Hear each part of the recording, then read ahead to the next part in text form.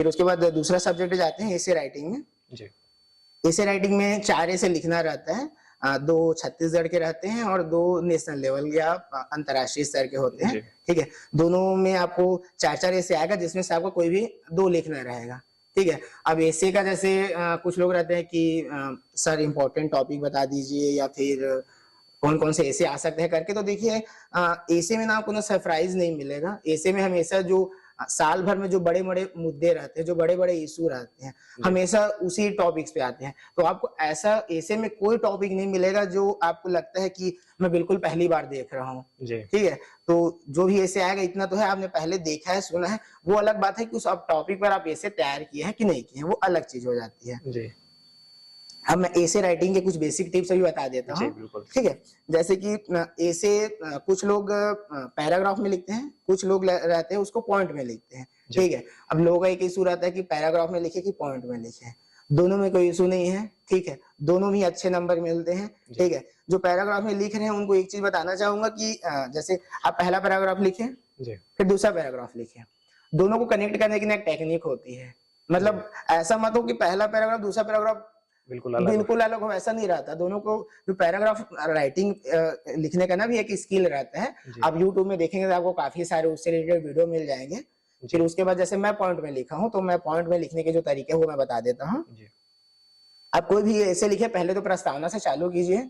और उसमें एक चीज़ बताऊँगा, प्रस्तावना कुछ लोग प्रस्तावना बोलते हैं, कुछ लोग भूमिका बोलते हैं। जी। ठीक है? आप जो भी बोलो लेकिन उसका हेडिंग नहीं रहता है। जी। आपको सीधा लिखना चालू करना है। ठीक जी। है? आप चाहे तो उसका शुरुआत किसी कविता से या किसी कोटेशन से कर सकते हैं, अगर आपको उसमें अच्छे हैं तो। लेकिन अगर आपको कविता या कोटेशन नहीं आता है तो उसके पीछे मत भागिए। कुछ लोग क्या होता है, कविता या कोटेशन लिखने के लिए 5 मिनट 10 मिनट सोचते उसी में रहते वेस्ट कर हैं। देते हैं। अगर जी। आपको नहीं है ना आपको तो मत लिखिए। जैसे मेरे को ये सब नहीं आता है, मैं नहीं लिखता था, मैं सीधा लिखना चालू करता था। ठीक है? जी।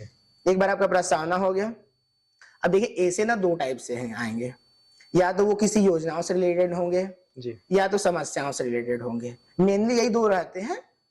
कोई तीसरी महत्वपूर्ण चीज़ें भी हो सकती हैं, लेकिन ज़्यादातर यही योजना या समस्या में रहेगा। अब जैसे कोई योजना है, ठीक है? प्रस्तावना हो गया, फिर उस योजना का एक उद्देश्य आएगा। जी। ठीक है? आप उद्देश्य करके हेडिंग डालिए, उसके अंदर 5-6 पॉइंट बनाइए, उस हर 5-6 पॉइंट को 3-3 लाइन में एक्सप्लेन कर दीजिए। जी। ठीक है? वो उतना हुआ, उससे संभावित लाभ लिखिए। जी। ठीक है? सरकार उसके लिए क्या-क्या प्रयास लिखिए। जी। योजना है तो ज़रूरी है कि चैलेंजेस आएँगे ही। जी। आप उन चैलेंजेस के बारे में लिखिए कि क्या-क्या चैलेंजेस आ सकते हैं। जी। शुरू से चालू करते हैं, प्रस्तावना तो सेम रहेगा। जी। ठीक है? उसके बाद आपको क्या करना है, समस्या के कारण लिखना है। जी। कारण लिख लीजिए, उसके बाद अब समस्या तो ज़रूरी है, ज़ाहिर है उससे कुछ न कुछ हानियाँ होती रहेंगी। जी। अब उस हानियों को बताइए। ठीक है? समस्या है तो गवर्नमेंट कुछ न कुछ प्रयास कर रही होगी। जी। अब उन प्रयास के बारे में बताइए। ठीक जी। है? उसके बाद उसमें आप अपने सुझाव दे सकते हैं। ठीक है? गवर्नमेंट जो प्रयास कर रही है, उससे हो सकता है उसमें कुछ रिसेंट डेवलपमेंट हुआ हो, मतलब सुधार हुआ हो। आप उन सुधार के बारे में बता सकते हैं। जी। जो कोई अदर स्टेट है या अदर कंट्री है, जिसमें उससे रिलेटेड कोई बेस्ट प्रैक्टिसेस हो रही है, जी। आप उसके बारे में लिख सकते हैं। लास्ट में कंक्लूड कर दीजिए। तो ये जो बेसिक मैंने जो 6-7 हेडिंग बताई है ना, बस आपको उन्हीं हेडिंग के अंदर 5-5, 6-6 पॉइंट बनाना है और उसको 2-2, 3-3 लाइन में एक्सप्लेन करना है। जी। अब इसमें एक चीज़ और मैं बताना चाहूँगा।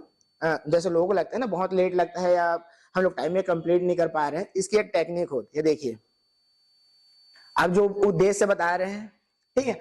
आप जो लाभ लिखेंगे उद्देश्य से कनेक्ट करके ही लिखिए कि भई गवर्नमेंट जो उद्देश्य है, लाभ भी तो उसी से रिलेटेड ही होंगे। जी। ठीक है? फिर जो लाभ होंगे, चुनौतियाँ भी उसी से रिलेटेड होगी।